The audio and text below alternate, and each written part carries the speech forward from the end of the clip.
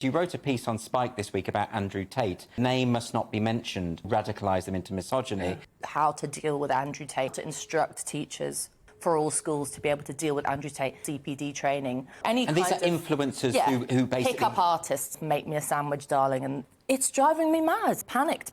13-year-old boys are generally idiots, very immature, obsessed with gaming, and come back into the real world, guys. Sowing the seeds of misogyny. And people would have got a clip around the ear for saying rude things about women. Young men are inherently born with the desire and ability to hurt and rape young girls. It's okay because we're going to give you consent classes to train you out of that.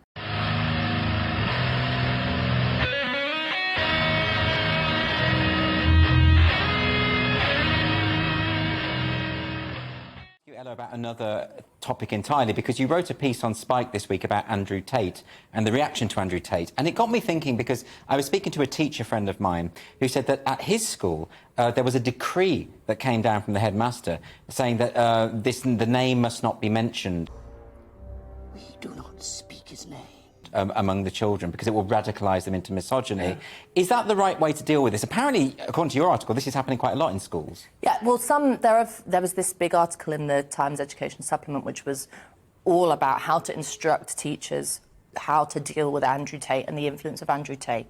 And one of the main things was calling for official CPD training for all schools to be able to deal with Andrew Tate. This is just music to this guy's ears. Well, of course it's music. It means that he's won. He's defeated you. You had to burn him like a book because you didn't want the children to put his name on their tongue because he's going to turn them into misogynists, right? Individuals like Andrew Tate or Julian Blanc before him or any kind of... And these are influencers who basically... pick-up artists, they call themselves. OK, so they're saying to young men, basically, I can teach you how to get women. That's it. Yeah, but or get rich. It's kind of mainly get rich scheme, and then there's a little bit of sort of make me a sandwich, darling, in the background of it. OK. Right, so guys, I strongly recommend that before you go on national television or do any interviews that you research the topic. Otherwise, you're going to look very, very stupid. This woman knows nothing about Andrew Tate. And it's driving me mad how panicked people are about him. Yeah, I'm sure that is what's driving you mad. Because, number one, truth that was forever thus is that 13-year-old boys, which is sort of the main kind of age category that finds him interesting, are generally idiots. I mean, they're like in the nicest way possible. Yeah, they're very immature. They, pick up on stuff. They get obsessed with. There's a reason why so many of them are obsessed with gaming and things like that. They get obsessed with things. I don't believe I'm hearing this. She's supposed to be a professional. Did she just say that because teenage boys can get obsessed with gaming, that they're stupid? I don't think this person should be anywhere near children. Any of the things that Andrew Tate says, whether it's the sandwich thing or he's infamous for saying that women can't fly planes, things like that. Andrew never even said that. You're being incredibly hyperbolic. Your biases are very obvious. Put that into practice in real life, yes. And maybe say that to a woman, maybe say that to a teenage 13-year-old girl, and see what happens to you. And what is going to happen exactly? You already banned his name. You're already giving kids detention and keeping them after class. What are you going to do? Start sending letters home to their parents to watch their activity in the privacy of their own homes? Oh shit, I shouldn't be giving you ideas.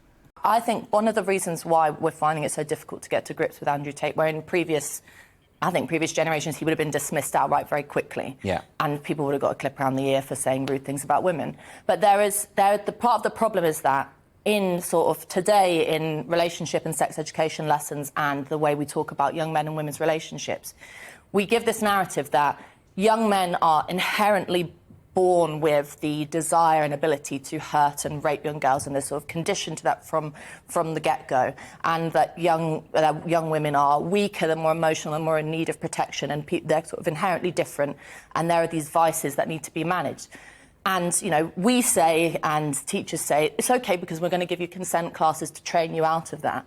Andrew Tate comes along and says, I completely agree. Men are dominant, women are weak. Let me offer you a $500 course on how to harness these inherent things that everybody says you have.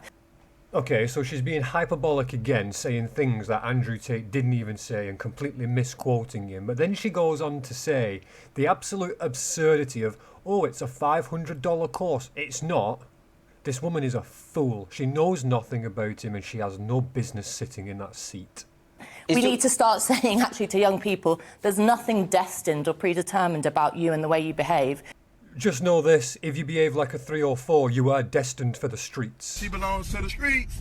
So you're sort of arguing, and correct me if I'm wrong, that a victim-centred feminism, or a feminism that says yes, women are weaker and need more protection, that's the wrong way to go about this. Yeah, it's because, well, number one, it's just not true. There is nothing more terrifying and brilliant than a teenage girl. I mean, really, they're something to behold. There's nothing more terrifying and brilliant than a teenage girl. They're just amazing, but boys are stupid and they're obsessed with gaming. And there's this weird idea that people sort of melt in classrooms, or that they melt in combat with each other, in conversation with each other. You have teachers reporting, female teachers coming forward and saying, I was literally in tears because one of my 12-year-old year 7 or 8 students said to me that I couldn't fly a plane. I mean, I don't even know how to react to that. A year 7 got a teacher to cry. Pathetic. What about this loser interests you? Like, what about him do you think is going to make you successful? And just have a conversation in reality, rather than write 7 articles about how terrifying he is and, It's also not a kind of coincidence, I think, that this whole panic is happening at the same time that, for example, lots of politicians are going absolutely mental about the online safety bill at the moment. And there's a snowballing effect of young people are being brainwashed by people online. Really, all we have to do is pull the plug and give them a bit of a kick intellectually and maybe physically and say, get interested in something real. What was that? Kick, and maybe physically, and kick, and maybe physically, and... And maybe physically? Yeah, she's gonna hit the kids. Get her out! You don't agree with my thoughts, child, so I'm going to hit you. People like this, they actually make me sick. She's sitting there, criticising Tate, when she's advocating to do worse things than he's ever suggested. Absolutely pathetic. And that's all I've got for you today, fiends. Please do leave a like, maybe a comment. Feel free to subscribe. Let me know what kind of videos you want to see. Until next time.